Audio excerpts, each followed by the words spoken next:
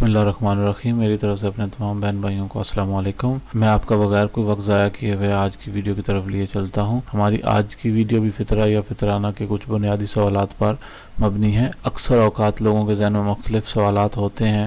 ہم نے آج کی ویڈیو میں کوشش کی ہے کہ ان سوالوں کے جوابات پیش کیے جائیں۔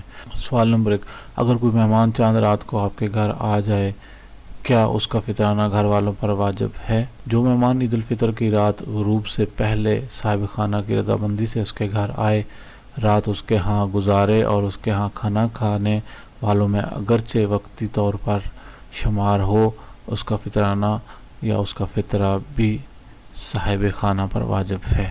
کتاب توضیح المسائل، مسئلہ نمبر 1956۔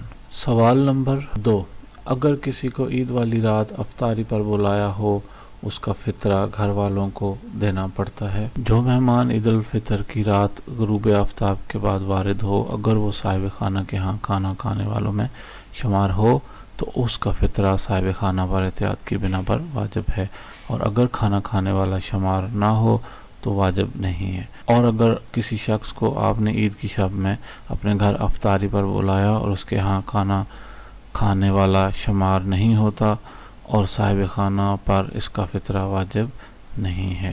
کتاب توضیح المسائل، مسئلہ نمبر 1957۔ ہماری فطرہ یا فطرانہ کے متعلق مزید سوالات کی ویڈیو ضرور دیکھیے گا اور ہمارا چینل سبسکرائب کرنا نہیں بھولیے گا۔ مولا پاک آپ کی توفیقات میں اضافہ فرمائے۔ شکریہ۔